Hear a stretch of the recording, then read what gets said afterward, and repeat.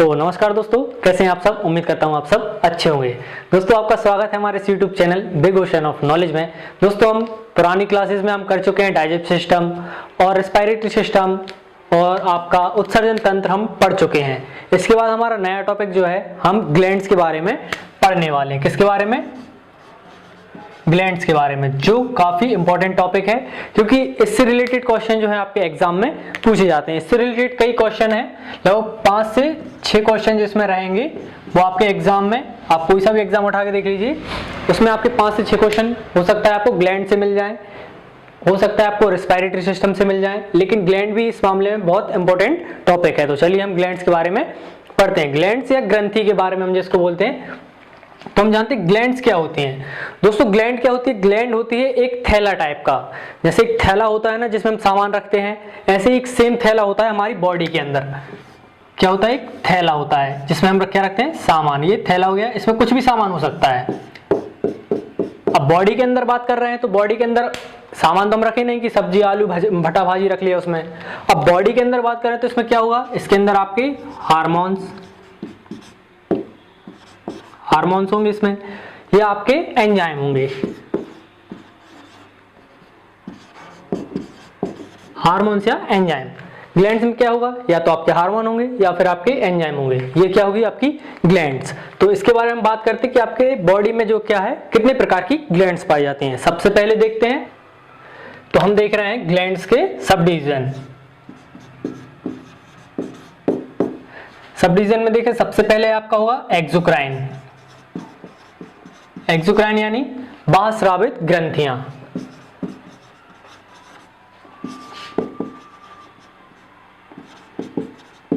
बाह्यस्रावित ग्रंथि, ठीक है। इसके बाद आपका सेकंड सब डिवीजन क्या होगा? आपका एंडोक्राइन।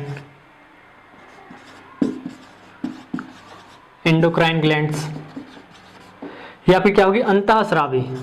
अंतःस्रावी ग्रंथियां। फिर एक और आपका सब डिवीजन कौन सा होता है? थर्ड नंबर में आता है आपका मिक्स ग्लैंड।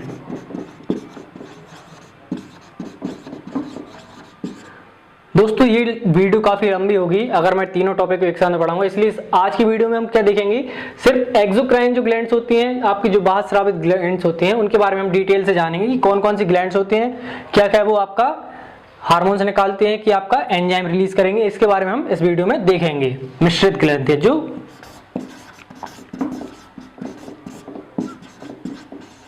ठीक है। इसके बाद हम देखते हैं अब आपका सबसे पहला हमारा क्या रह जाएगा, इसके बारे में जानते हैं कि क्या क्या होते हैं।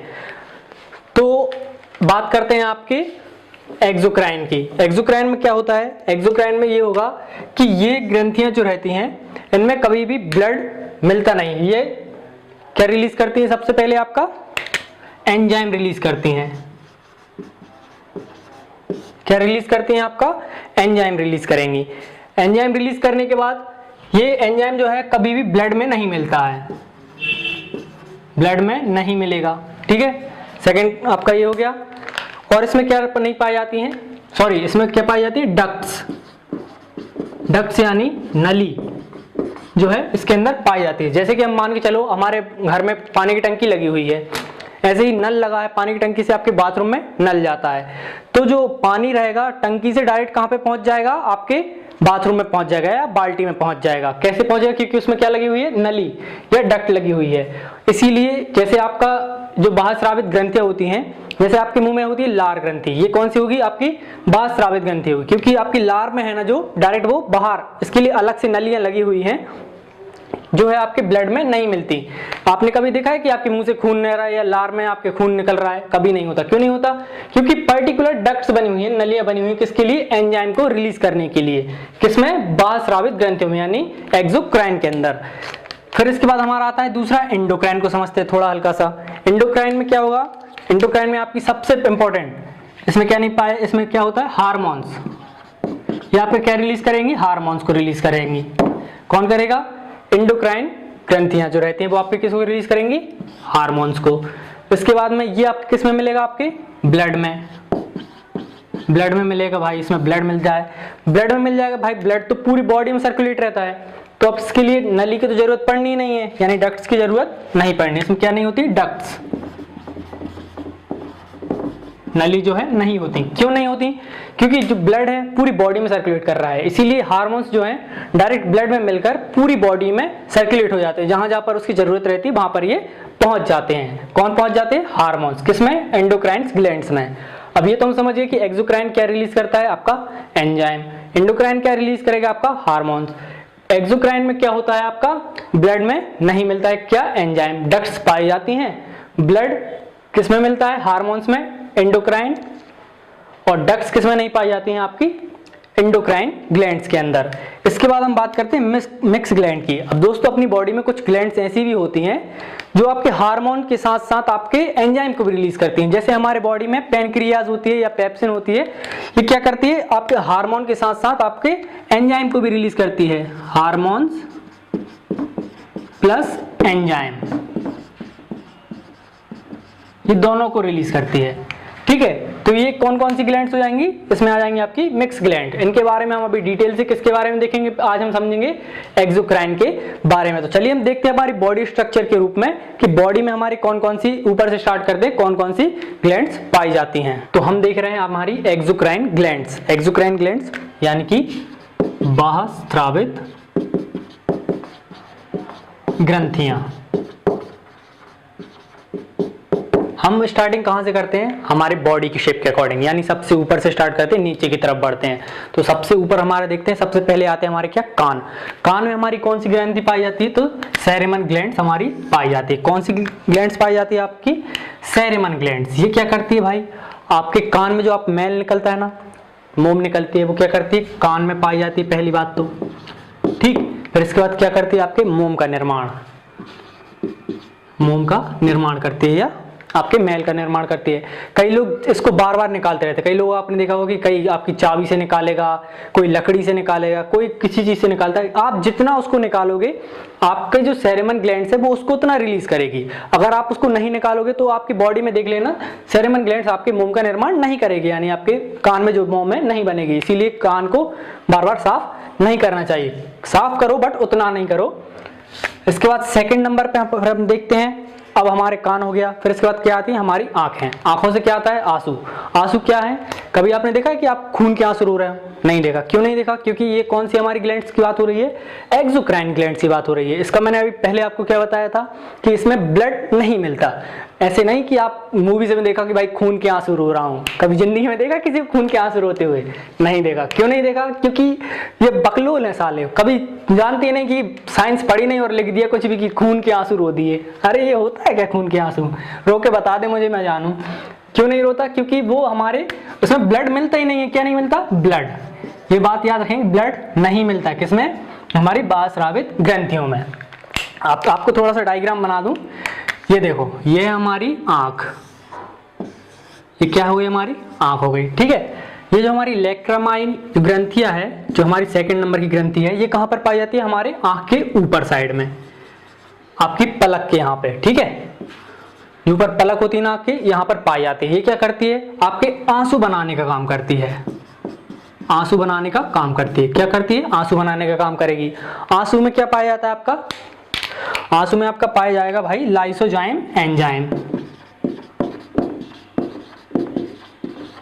ये बात आप याद रखेंगे, क्वेश्चन आता है कि आंसू में कौन सा एंजाइम पाया जाता है? तो लाइसोजाइम आपका एंजाइम पाया जाता है। कौन निर्माण करता है?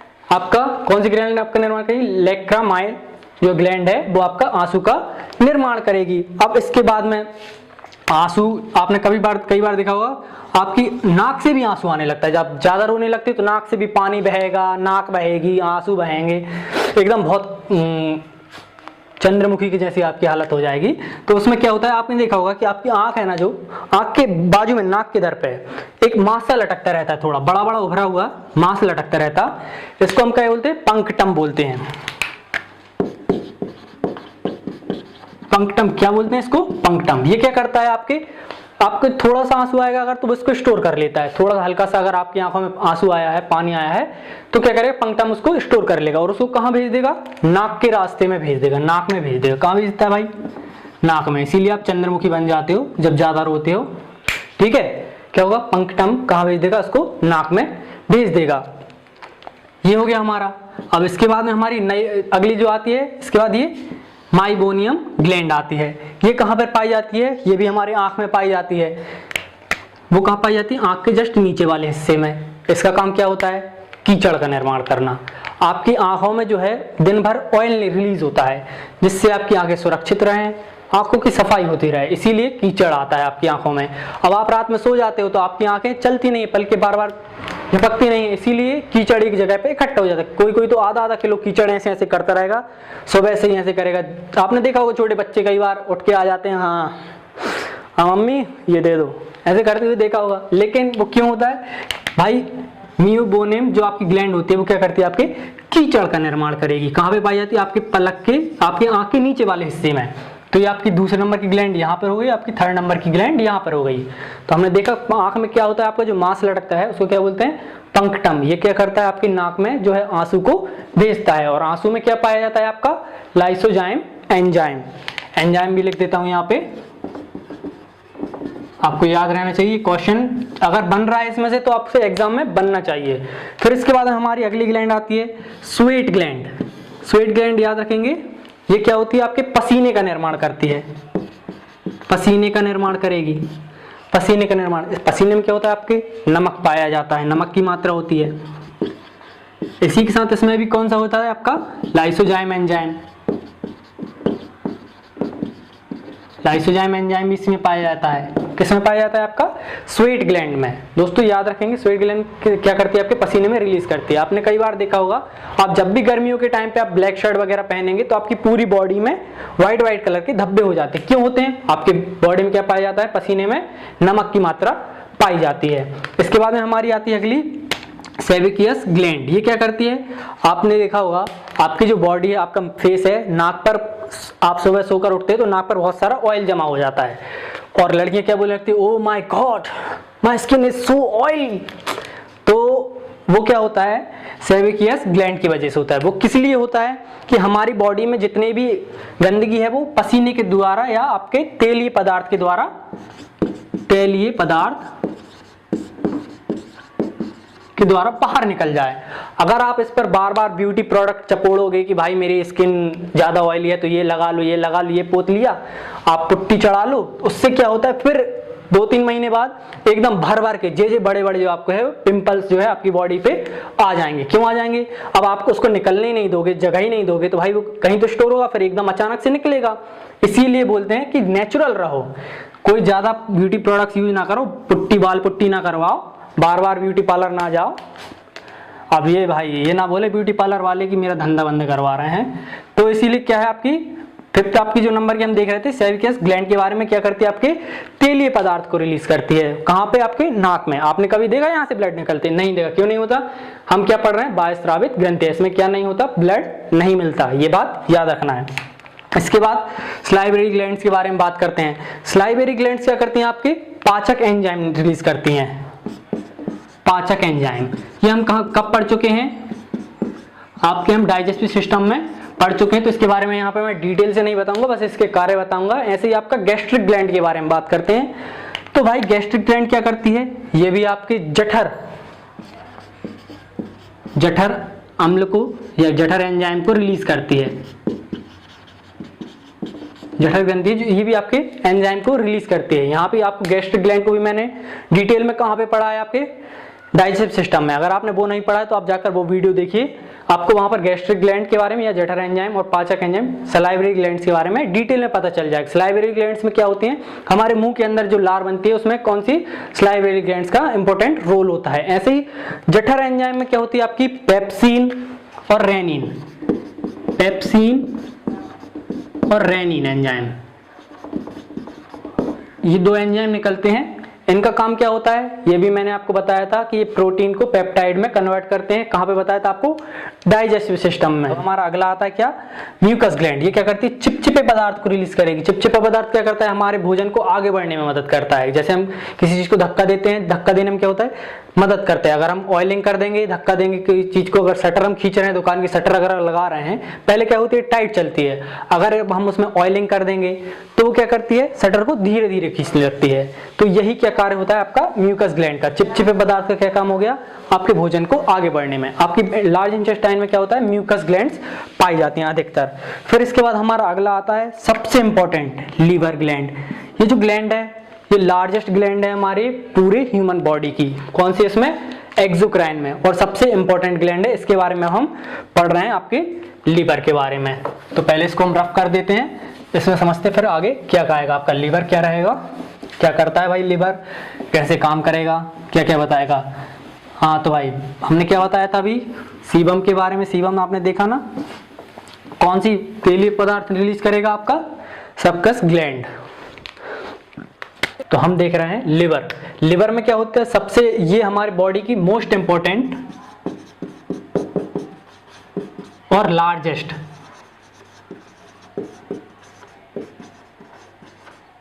एक्सोक्राइन ग्लैंड है। कौन सी है, exocrine. Most important largest gland of human body is liver. फिर इसके बाद में हम देखते हैं हमारा जो लिवर है भाई बहुत बड़ा वाला है। कैसे है, अगर हमारा लीवर कट जाए या उसको कोई चोट लग जाए, ये भाई सेल्फ से खुद से भाई रिपेयर कर लेगा अपने आप को। कैसे रिपेयर कर लेता है, क्योंकि इसमें कोशिका विभाजन बहुत जल्दी से होता है। किसमें होता है, आपके लिवर में बहुत स्पीड से कोशिका विभाजन होता है, इसीलिए ये सेल्फ रिपेयर या खुद को क्षतिग्रस्त अगर हो जाता है, क्षतिग्रस्त होने पे खुद को वापस सही कर लेता है। क्षतिग्रस्त होने पर सही कर लेता है खुद को। अगर हम आपका आधा लीवर काट भी दें तो मैक्सिमम 1 से 2 महीने के अंदर आपका पूरा लीवर दोबारा से बन जाएगा। अगर आपका हाथ काट दो तो हाथ दोबारा से आएगा, नहीं आएगा, लेकिन लिवर वापस से आ जाएगा। इसीलिए अगर आप किसी को आप आपके राइट साइड में अगर चाकू मार दो तो उसको इतनी प्रॉब्लम नहीं होगी, क्योंकि उसका लिवर है भाई, वो तो दोबारा से आ जाएगा। इसीलिए लेफ्ट साइड में मारना, अगली बार से अगर किसी को मारो तो फिर वो सही नहीं हो पाएगा। ठीक है, इसके बाद हमारा अगली चीज आती है कि ये क्या करता है, आपके फाइब्रिनोजेन, प्रोथेम्बिन, हेपरिन और एल्बुमिन नाम के एंजाइम का निर्माण करता है। कौन करता है भाई, आपका लिवर। इन चीजों को क्या कर रहा है, ये निर्माण कर रहा है। फाइब्रिनोजेन, प्रोथेम्बिन, हेपरिन और एल्बुमिन, ये क्या करते हैं भाई, ये दोनों चीजें, ये आपके ऊपर वाले आपको फाइब्रिनोजेन और प्रोथेम्बिन, ये जो है एंजाइम क्या करते हैं, अगर आपको कहीं पे कट लग जाए, माइनर कट अगर आपको लगता है तो ये करते हैं आपको ब्लड का, रक्त का थक्का, रक्त का थक्का, रक्त का थक्का बनाते हैं। तो इससे क्या होता है, आपका ब्लड बाहर ना निकले। लेकिन इनके पास नहीं होता दिमाग, कई लोगों का ज्यादा चलता है लेकिन इनके पास बिल्कुल नहीं होता। कैसे नहीं होता, ये साले, इनको क्या बोला गया है कि तुम्हें बाहर, अगर बाहर बॉडी में कट लग रहा है तब तुम्हें जमना है। ये क्या करने लगते हैं भाई, अंदर भी जमने लगते हैं। अब इनको कंट्रोल करने के लिए भी तो कोई ना चाहिए। तो हमारे पास हेपरिन और एल्बुमिन नाम के जो 2 एंजाइम होते हैं, इनका काम क्या होता है कि इन दोनों को कंट्रोल करना, कि तुम भाई बॉडी के अंदर ही रक्त मत जमा देना, कि नहीं तो हर बॉडी सर्कुलेट, आपका ब्लड सर्कुलेट ही नहीं कर पाएगा। इनका काम क्या होता है, रक्त के थक्के को बॉडी के अंदर जमाने में रोकना।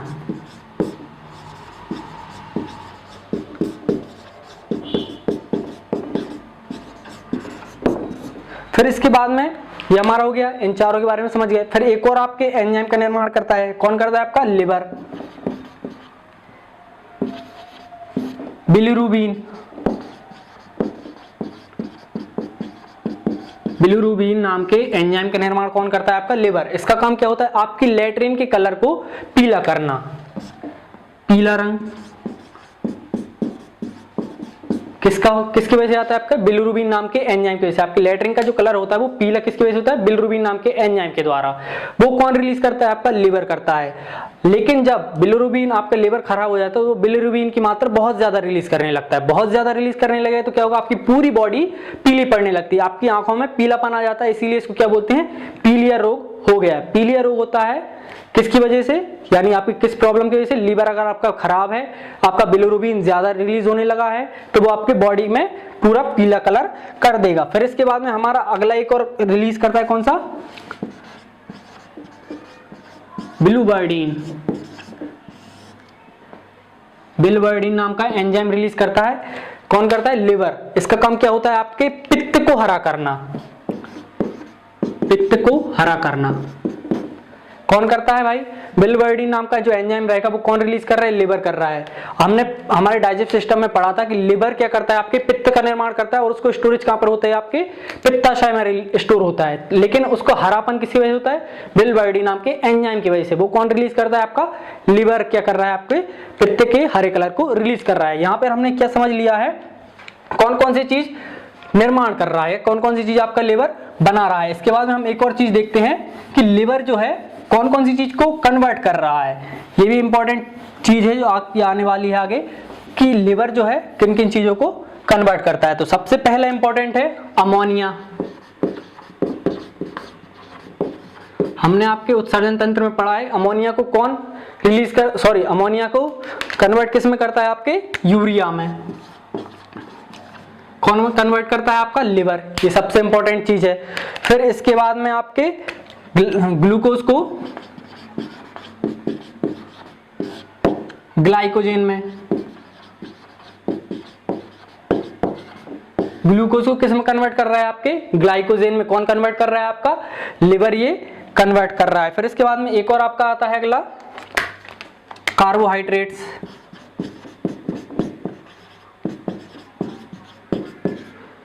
कार्बोहाइड्रेट्स इसको किस में कन्वर्ट करता है, आपके फैट्स में। फैट्स अगर ज्यादा हो जाएगा, अगर आप जैसे आप कार्बोहाइड्रेट्स बॉडी में लेते हो, आप खूब पेल के दबा के खाना खा रहे हो, तो भाई आप मोटे हो। किसकी वजह से होगी, क्योंकि लिवर क्या कर रहा है, आपके फैट्स का निर्माण कर रहा है। किसको कन्वर्ट कर रहा है, कार्बोहाइड्रेट्स कन्वर्ट करके किसमें कर रहा है, फैट्स में भेज रहा है। लेकिन अगर आप उसको वेस्ट ही नहीं कर रहे, आपके फैट्स को रिलीज ही नहीं कर रहे, तो फिर ये किसमें कन्वर्ट हो जाएगा, कोलेस्ट्रॉल में। कोलेस्ट्रॉल में कन्वर्ट हो जाएगा। और ज्यादा अगर कोलेस्ट्रॉल की मात्रा हो जाएगी तो फिर आप ऊपर जाने के चांसेस आपके बढ़ जाएंगे, यानी आपको हार्ट अटैक आने के चांसेस बढ़ सकते हैं। तो अब एक और नया इधर क्वेश्चन बनता है कि कोलेस्ट्रॉल की मैक्सिमम जो मात्रा है कहां पर पाई जाती है, सबसे अधिक मात्रा कहां पाई जाती है, लिवर में। कोलेस्ट्रॉल की जो मैक्सिमम क्वांटिटी है कहां पे पाई जाती है, लिवर में। क्योंकि कोलेस्ट्रॉल का निर्माण कौन कर रहा है, आपका लिवर कर रहा है। फिर इसके बाद में एक और लास्ट में जो हमारा क्वेश्चन बनता है कि आपने देखा होगा कि ब्लड जो है हमारी आरबीसी कहां पे निर्माण होती है, वयस्क में कहां पे होती है, आपके बोन मैरो में, यानी कि आपकी हड्डियों के उसमें होती है। लेकिन जब आपका बच्चा जो है पेट में होता है, माँ के पेट में होता है, तब वो क्या कहलाता है, भ्रूण कहलाता है। भ्रूण कहलाता है। तो भ्रूण में कहां पर होती है, लिवर में होती है। लिवर में कैसे होगी, लिवर के मीसोडर्म में। लिवर के मीसोडर्म में। ये क्वेश्चन है इंपॉर्टेंट कि जब भ्रूण में आरबीसी का निर्माण, यहां पे लिखना होता है आरबीसी। आरबीसी का जो निर्माण होता है वो कहां पर होता है, भ्रूण के आरबीसी का निर्माण लिवर में होता है। लिवर में भी अगर और डीपली पूछ लिया तो कहां पे होता है, उसके मीसोडर्म में होता है। ये क्वेश्चन जरूर आता है। और वयस्क में कहां पर होता है आरबीसी का निर्माण, आपको पता है कि अस्थि के बोन मैरो में होता है, आपकी हड्डियों के बोन मैरो में ये होता है। और एक और चीज आपको बताना है कि जब आप जहर या आप शराब पीते हो तो सबसे ज्यादा इंपॉर्टेंट, सबसे ज्यादा नुकसान किसको होगा, आपके लिवर को। जहर या शराब पीने से, शराब पीने से किसका सबसे ज्यादा नुकसान होगा, लिवर को होगा। क्यों होगा, क्योंकि जहर थोड़ा बहुत अगर रहता है तो आपकी कूफर सेल जो है, ये कूफर सेल ये इसको खत्म कर देती हैं। लेकिन एक चीज की भी लिमिट होती है, किसी चीज की भी। अगर आप बोतल में पानी भर रहे हो तो उसमें आपको पता है कि 1 लीटर से ज्यादा पानी नहीं जाएगा। अगर आप उसके ऊपर भी फिर भी पानी डालोगे तो पानी जो है बाहर निकल जाएगा। ऐसे ही कूफर सेल एक बार मर जाएगी, लेकिन फिर उसमें सेल डिवीजन होगा, फिर आपकी कूफर सेल नहीं बन जाएगी। लेकिन उसकी भी एक लिमिट होती है। लिमिट से अगर ज्यादा आपने एक बोतल अगर आप एक साथ जहर पी लिया तो आपकी पूरी कूफर सेल मर जाएगी, इसीलिए आपके लिवर भी खराब हो जाएगा। तो दोस्तों आज की हमने वीडियो में जाना कि आप एक्सोक्राइन ग्लैंड्स जो हैं उनके बारे में डिटेल में जान लिया। अगली वीडियो में हम क्या जानेंगे, आपके एंडोक्राइन ग्लैंड्स और मिक्स ग्लैंड के बारे में, क्योंकि अगर एक ही वीडियो में आपको दूंगा तो काफी लंबी हो जाएगी। इसीलिए अगर आपको वीडियो अच्छी लगी हो, वीडियो में अगर कोई भी क्वेश्चन है तो आप मुझे नीचे कमेंट बॉक्स में पूछ सकते हैं। और वीडियो पसंद आई हो तो अपने दोस्तों के साथ जरूर शेयर करें, साथ में चैनल को सब्सक्राइब भी करें।